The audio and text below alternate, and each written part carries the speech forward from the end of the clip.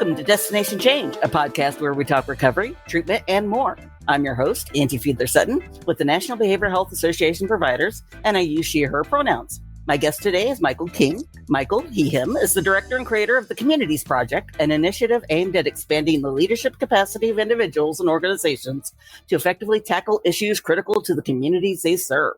Michael is the former director of outreach and engagement for Facing Addiction with NCADD. He spent over a decade in the political arena, working on presidential, gubernatorial, U.S. Senate, and local campaigns, from county to state legislative efforts. He is a co-founder of a Washington state-based not-for-profit organization aimed at empowering young people to become engaged in the political process and a past public policy committee co-chair for Faces and Voices of Recovery. Michael is also a 2018 alumni of Just Leadership USA's Leading with Conviction program and a graduate of the Rockwood Leadership Institute's Virtual Art of Leadership program. Welcome to the podcast, Michael. Hi, Angie. Thank you for having me on. I'm grateful to be here. Now, longtime listeners know what my first question is. I always like to hear what I call origin stories. Basically, what got you into the field? What made you get into this kind of stuff versus accounting or any of the other 5 billion job options that are out there? Yes. Well, for starters, I'm a person in long-term recovery, which for me means I have not had a drink, a drug, or placed a bet since February of 2013. And prior to getting into recovery, I had a career in the political arena, as you were reading a bit, and I worked on campaigns. I hobnobbed with bigwigs and whatnot. After I got into some trouble, which led to me getting into recovery, I had to endure a period of incarceration as a result of some things I had done in active addiction.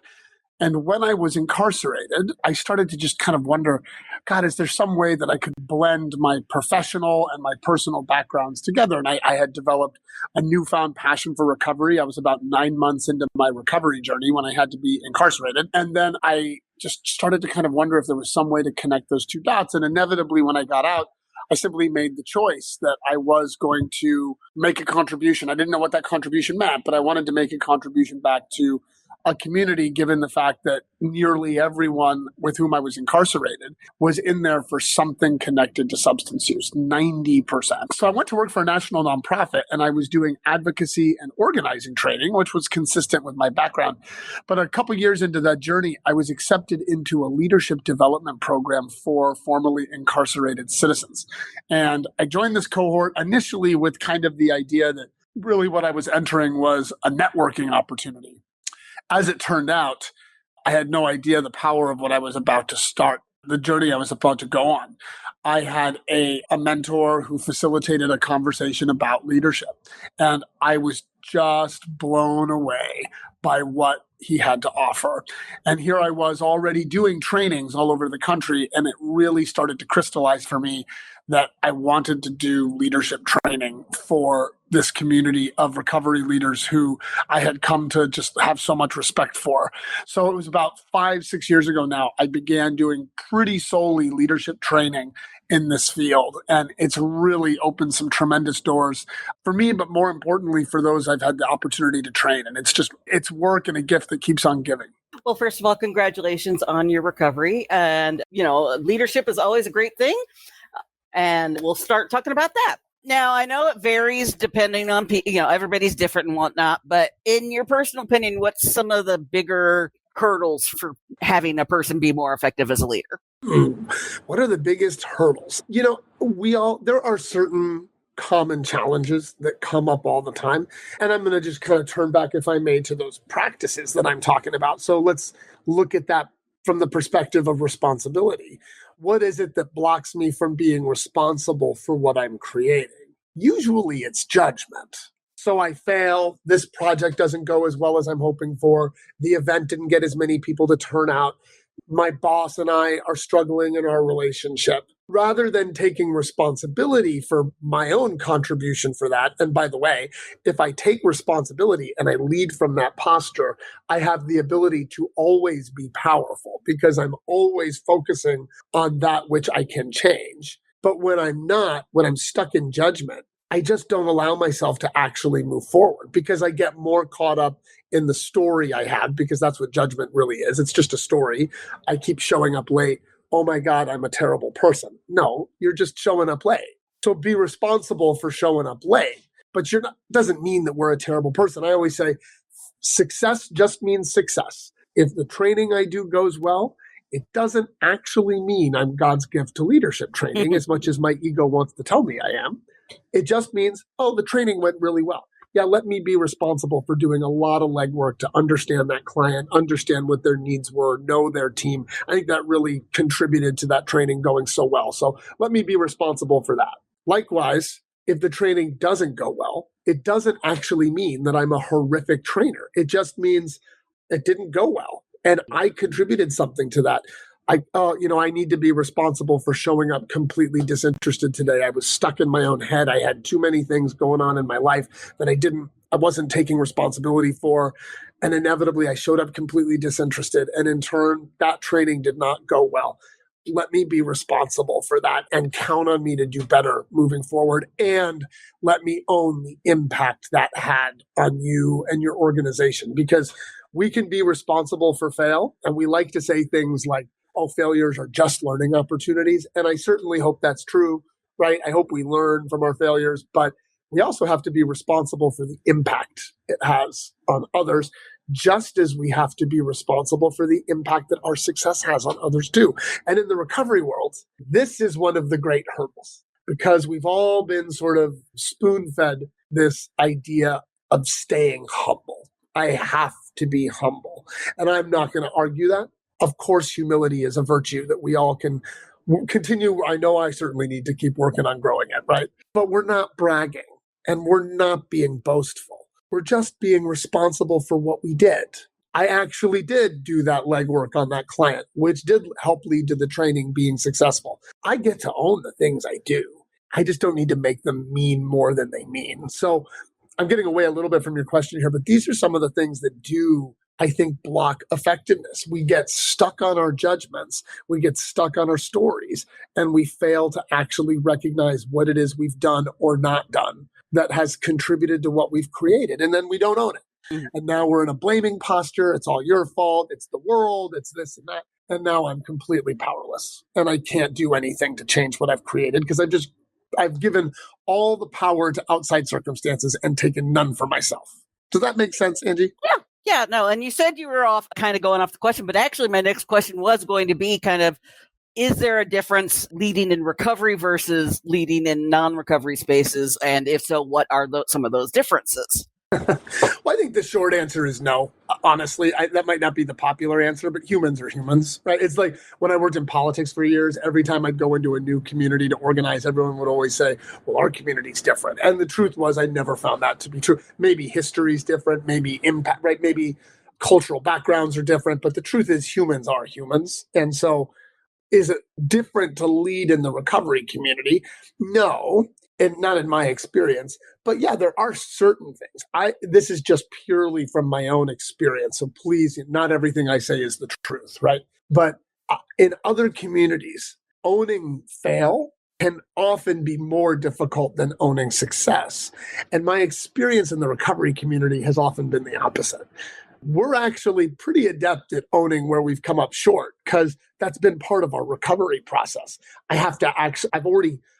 If for folks who have found recovery through a 12-step pathway, I've actually taken inventory and written down what my part was and stuff. So I'm not actually a rookie at that, but it's owning the good stuff. That's the tricky part because I want to make sure I'm staying humble. I am wary of my ego going out of control. All these things that we're kind of taught in recovery. So that's the only thing that I think is different is I constantly am in conversations pushing people because I tend to have a bit of a pushing style as a facilitator and a coach, but pushing people to recognize and be responsible for their greatness.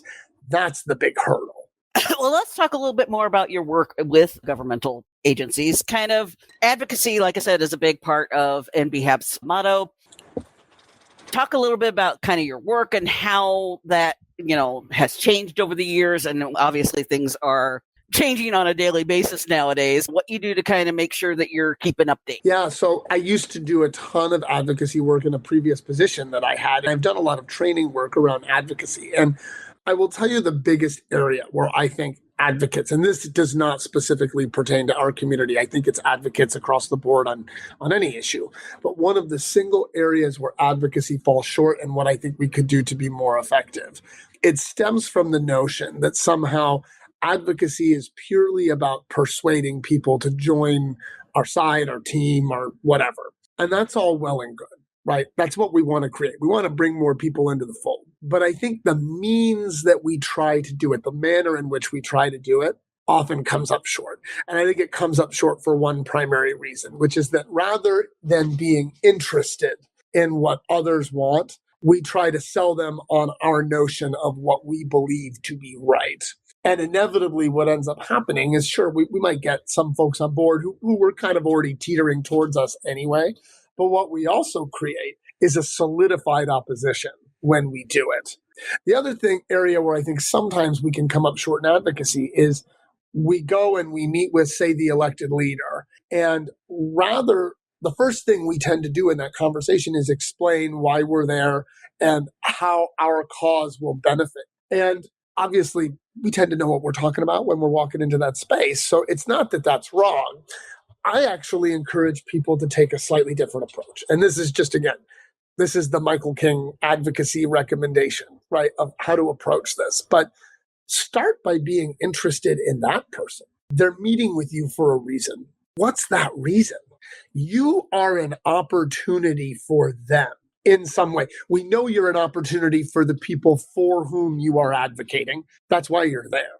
But if you're objective, if the result you want to create is to get this individual on board with, again, your bill, your project, your coalition, whatever it might be, start by being interested in why they took that meeting with you in the first place. Because it's only by actually understanding that you're going to see a clear pathway as to how to be effective. Angie, if you told me, well, Michael, I want you as a guest on this podcast because I really want to build my cadre of bald white guys who are running around the world, right? I have no way of knowing that until I've actually asked you about you. But if I know that, if you've articulated that to me, well, then I can show up and make all the bald jokes in the world and get myself right in your good graces, which I might not do with somebody else. And as a result, what happens? I get what I want, which is the opportunity to talk to you, Angie, and be a guest. And you get what you want, which is more bald white guys in the file, right? Totally. We all get what we want. Here's the example I always use of this approach. And it applies in advocacy. I think it applies in community organizing. I think it applies in successful business management. I always kid around with audiences. I have never successfully talked anybody into hiring me. Never. The only times I've been successful in getting that big contract, landing that big client, helping that big client through a tricky time has been when I have focused on being an opportunity for them. So if I'm listening for what is the opportunity that this organization sees in leadership work, in advocacy work, whatever it might be, then I know how I need to show up. And if I do that successfully, they get what they want because I've focused on being an opportunity for them. And I get what I want, which is number one, the opportunity to work with amazing, courageous people who are interested in creating big change. And number two, to get paid, which I also enjoy too. All by being an opportunity. Whenever I don't get the contract, 99.9% of the time, when I pause and I reflect, why did that not work out? I always land on, oh, crap, I made it about me again. That's why it didn't work out. I told them what I thought was best for them, not what they wanted to create. Does that make sense? Definitely. When reading your bio, I talked about how your organization is aimed at empowering young people to become engaged in the political process.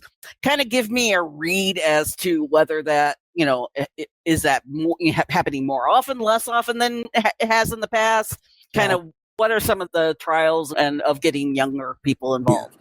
Well, that was a past project I worked on many years ago. I was a co-founder along with a big group of folks in Seattle, actually, to start a nonprofit, which has thrived in the meantime in the many, many, many years since I was on their board of directors and one of their co-founders. But I get the sense that young people are getting engaged in different kinds of ways. I don't know if the traditional political process, at least the one that I got involved in 25 years ago when I first ventured into this work, I'm not sure that pathway is quite the same anymore.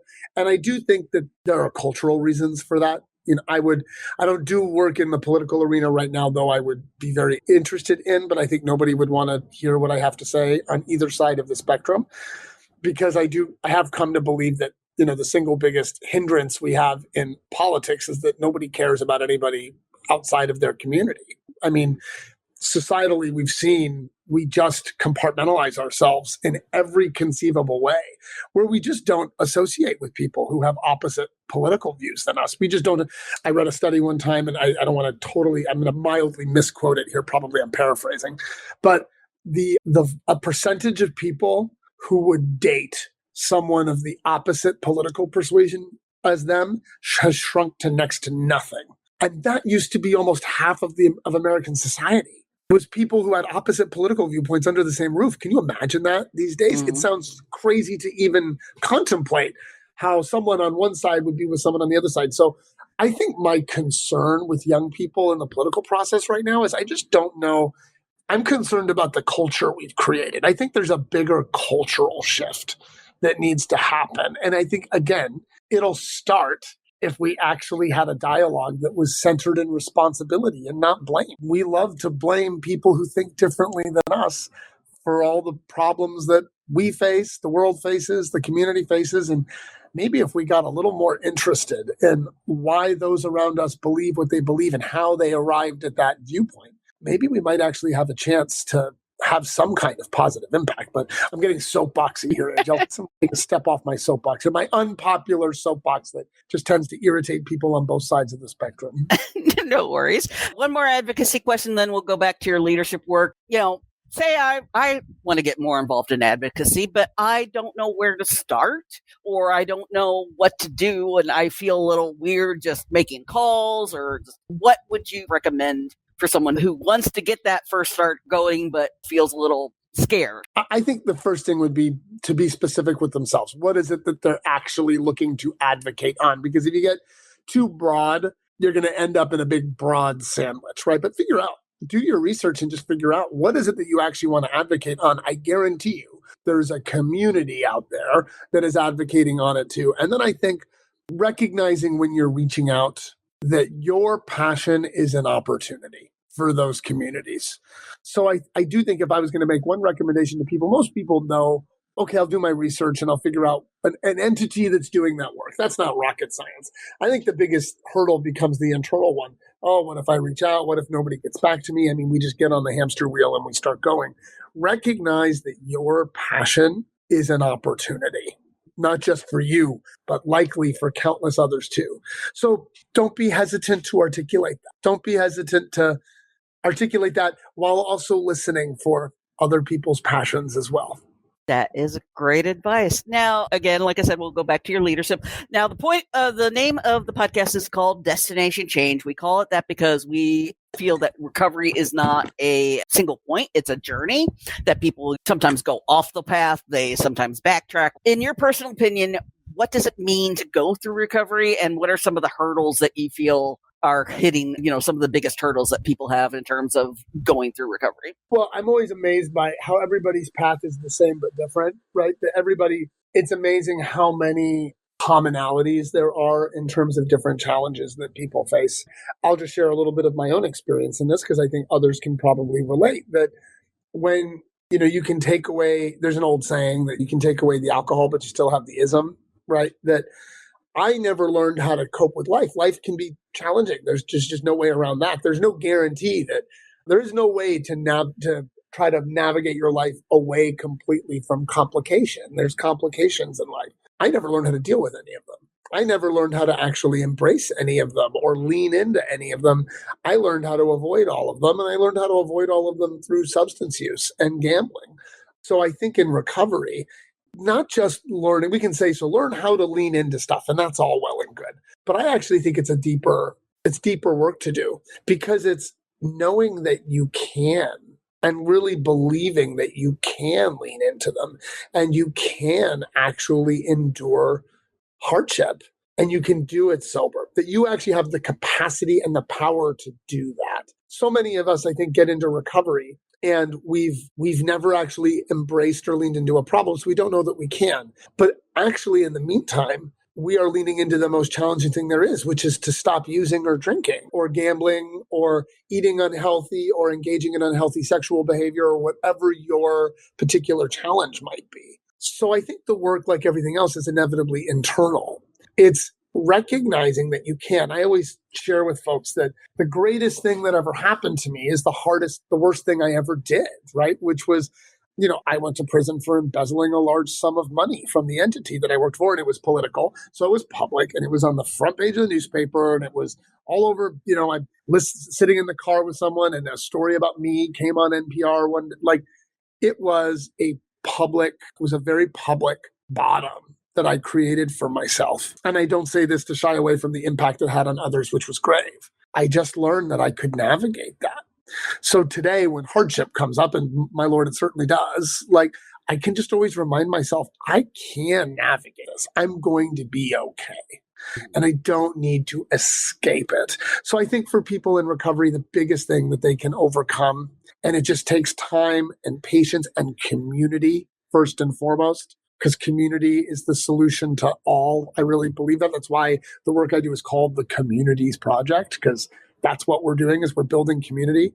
You can navigate this hardship, even when it feels like the worst thing that's ever happened to you and the pain is really hard. You can. You are strong and powerful, and you can. That is a perfect segue, because I was actually going to say, let's talk about your work with Communities Project next. Kind of, for those who may be unfamiliar with the project, give me the elevator pitch of what you do, what's your purpose, that kind of stuff. Yeah, so my mission is to invest in deep-seated community change through leadership development and coaching. At the end of the day, all change, whether it's systemic within an organization, whether it's navigating or shifting a community stance on any given issue, whether it's internal, comes back to leadership. Am I going to step up and help to lead this initiative? Am I going to lead myself in a specific direction? Leadership is the common thread through not just every person, which I really believe, but through every challenge. Leadership can, in fact, solve everything. So when I first entered the recovery world, it was the one area where I just sort of felt like, I'm not sure I see this type of investment happening. And lo and behold, I ended up being fortunate enough to receive that type of investment. And so I just, as a trainer, really thought, this is the contribution that I could maybe make to this space that I could look back on in X amount of years and really feel proud of. So I do that work through training and coaching. So oftentimes I visit organizations or communities. I get brought in to do fundamental leadership training. So I talk a lot about those three practices that I mentioned before: responsibility, self-reflection and feedback, speaking to others as leaders, or creating collective leadership is another way to put that. And then I also will talk about other critical leadership topics as they arise through workshops like conflict, trauma-informed leadership, goal setting, supervision. And then I provide one-on-one coaching to folks. So after they've gone through a training, they always have the option to do some work with me one-on-one. And I really do believe that one-on-one post-training interaction is where so much powerful change happens, simply because the fact of the matter is, in most communities, we go through millions of trainings, and trainings are great. But if you don't have some kind of follow-up to the training, the impact lessens, it evaporates over time. We've all got lives to live, right? So it's really, really impactful, gratifying work. I'll get a note occasionally from someone who I haven't necessarily spoken to in a while. Sometimes there's someone who I didn't even really build that much of a relationship with, but I'll get a note occasionally that will say, I sat in a training you did 2 years ago, and just the other day I was in this conversation, and something in that training came back to me, and I completely shifted the dialogue and was able to create this powerful result. Thank you for that. And that's just, I have a person who I've worked with for years who has created a recovery farm. So they actually grow products and give back to the community and help to feed people. And one time she sent me a picture of these just barrels and barrels of food that they'd created, and cited my contribution to that. And that's a really powerful, that just felt, not much feels more tremendous than that, right? I bet. That was pretty great. So yeah, it's Communities Project's all about investing in community, specifically through leadership. Now, I'm sure there are, I guess, trends in your work in terms of you're seeing a lot of the same issues or a lot of the same problems. Can you talk a little bit about what kind of some of those trends? Sure. Well, as I mentioned before, I think the ability and willingness to see how great you are and how capable and powerful you are is the number one challenge that every community has to overcome. We see ourselves, I'm just a peer, will come up a lot when I work with peer recovery workers, for example, right? Well, pause and listen to your language. I'm just a peer. You're literally minimizing yourself and then surprised when the world doesn't treat you like a leader. Well, you're not treating yourself like a leader. So that's the work we have to do. It's actually not about shifting the world. It's about shifting you. And in turn, the world around you will shift. But the work has to start here. So that's a common trend. I think in terms of the moment that we find ourselves in right now, I mean, a lot of our people, our community, and the organizations doing this work, we're all kind of sitting at the edge of our seat right now just because we're not sure, is that next funding source going to come? Are we going to be able to continue this big project? Can we keep all these people on our team? Those are all about as serious challenges as organizations in any space could face. And I think given, and yes, my viewpoint's going to come out here, so let me be responsible if I offend any listeners along the way here, but the complete assault on the behavioral health world that we're seeing right now, it has created, I think, a hesitancy to spend too much funding on things like leadership development, which I think sometimes we think of as frivolous.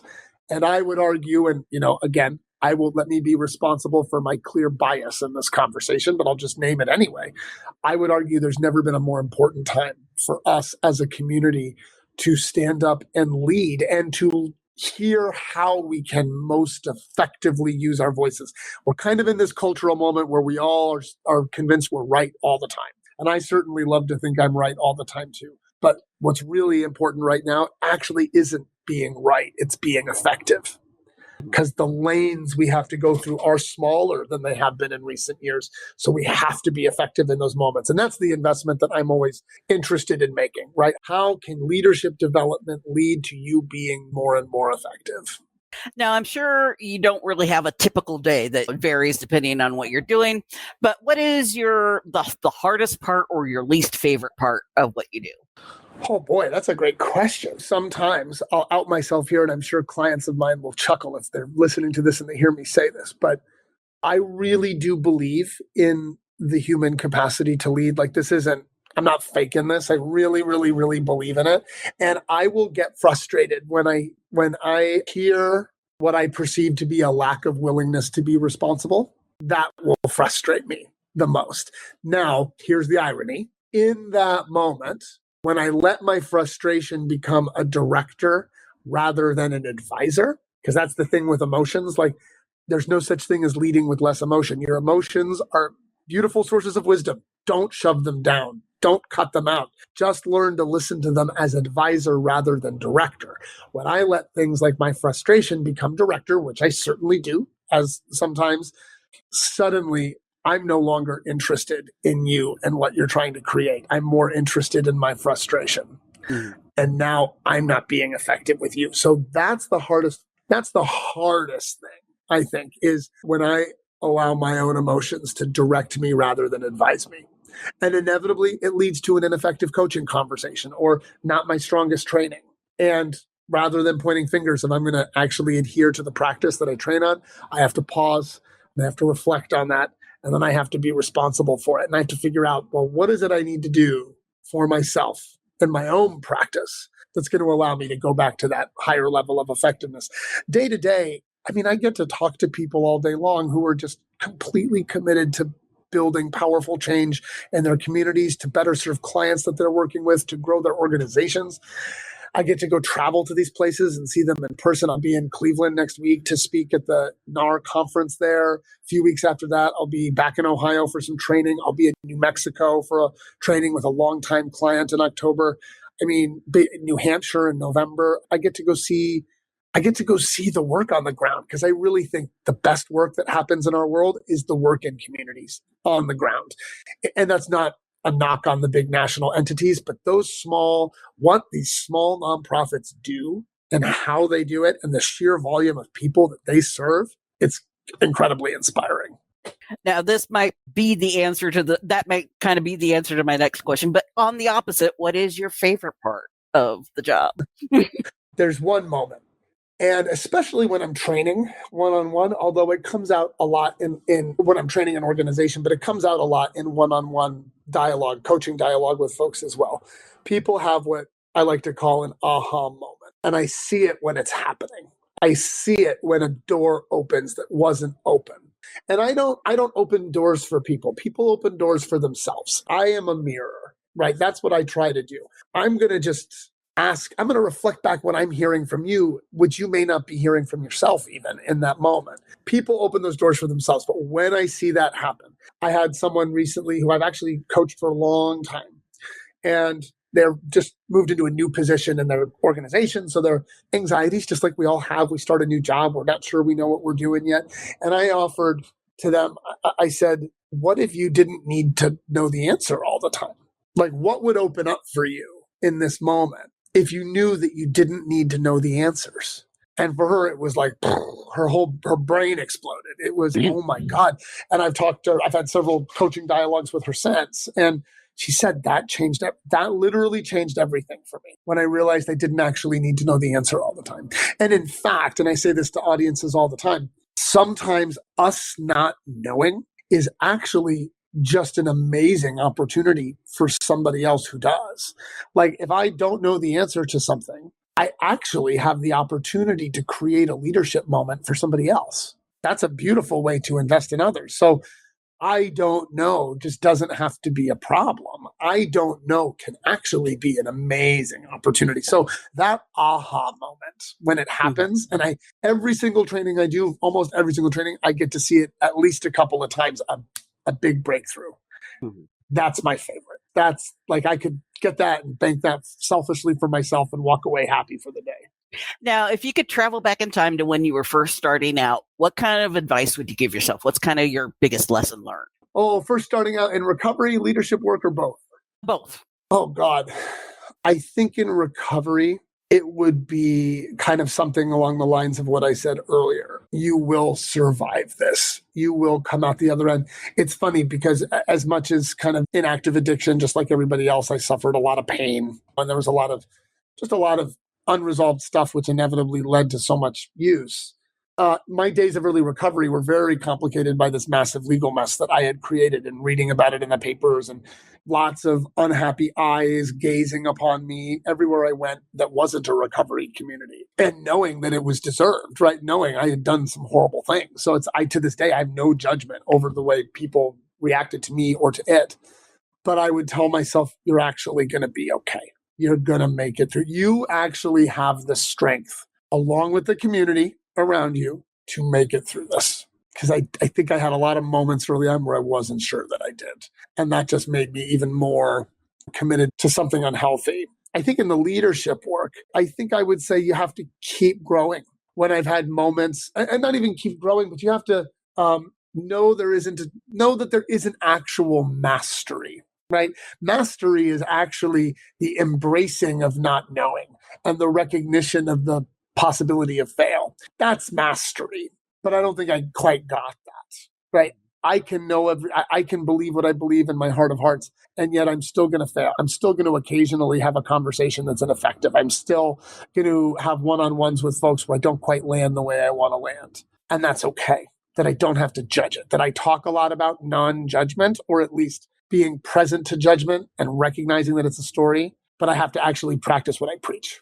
So remember that. I think that's probably what I would tell myself. Great. Well, we're getting close to the end, and that actually leads to my next question. If you're saying it's a constant learning thing that you can always be more effective, do you have websites or magazines or books that you would recommend for people if they want to become more effective as a leader? Yeah. So there's one book I would recommend.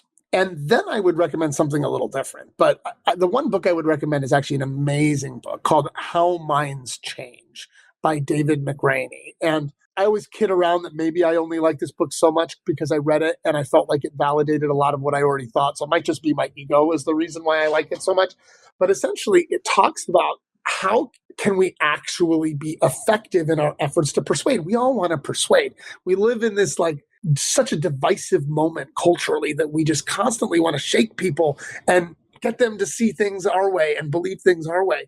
And we're so ineffective when we do it. I see social justice movements that in my heart, I agree with them from a policy perspective. And I get so frustrated because I feel like they are so ineffective. And it's because they're not interested in the people who disagree with them. And this book talks about how do we actually shift people's minds. And it starts really at its core by being interested in why other people think the way they do, why and how they arrived at their viewpoints. So it takes time, intentionality, and deep effort. But if you want to be effective at anything in leadership, part of leadership is getting people to say, yes, persuasion's part of it. So you ought to be effective at it. And that sometimes means spending time and talking to people who drive you crazy. And you got to do it if you want to be effective, or choose not to, but be responsible for the fact that you're going to fail in that interaction. The one other thing I would offer to folks, though, too, is to talk to folks, get a coach, get coaching. And you don't always have to pay someone like me to do it. I'm going to cost myself business here. But you can get coaching from friends. There are methods and ways you can learn how to coach one another. Coaching means not offering advice. It means not problem solving. It's not helping. It means shining a light on the fact that most of us can actually solve our own challenges. We actually have those tools already. A proper coach just kind of points you in the right direction, so you go dust them off and use them. So if you want to grow in your leadership, just keep talking and be responsible. Be responsible. I would say that about life. Just live your life responsible for what you're creating, and it will set you free. I'm actually working on a book right now that's sort of memoir, and the whole under our outlining theme is I am free when I'm willing to be responsible for what I'm creating. I am imprisoned when I blame people, places, things, the world, and circumstances for what's going on. I am free when I'm responsible. That is beautiful. Now, before we get to the nitty gritty, my final question is kind of reiteration of the very first question, but in gut feeling, first reaction, why do you do what you do? Well, I am interested in spending time with people who are deeply committed to changing the world around them and are willing to look deep within themselves in order to do that. An old friend in recovery once said to me, this amazing thing happened. I got sober, but the world stayed the same. I did the work. And as a result, my perception of the world shifted. The world didn't have to change for me. I do what I do because I had this life-changing experience, a life-changing experience. And it was so powerful and so impactful for me, this leadership program that I went through, that I just wanted to do what I could to try to recreate something similar for others. Awesome. Now, was there anything that you wanted to talk about that we haven't, or that you thought I was going to ask, but we didn't? I didn't? No, I think I would just add, shameless plug, of course, but I would just add, now's the time to invest in people. Like, we have to do it in this moment. It's not frivolous. It's actually a requirement. So figure out how to invest in the people around you and do it at every opportunity that arises. That's what I would just add. Great. Now, if someone wants to get a hold of you or learn more about you, where can they go? Yes, they can go to my website, which is communitiesproject.org. All one word, communitiesproject.org. I also am completely open to just communicating with folks directly via email, so don't ever hesitate to reach out. And my email is pretty simple. It's just Michael, Michael, at communitiesproject.org. And I am always open to having a one-on-one check-in. And I'm interested. I'm always interested in you and what you're interested in creating and what your organization does. And I'm always just listening for whether or not there's alignment with some of the things I'm hoping to create, which is mostly helping you create what you want to create. That's really what my passion is.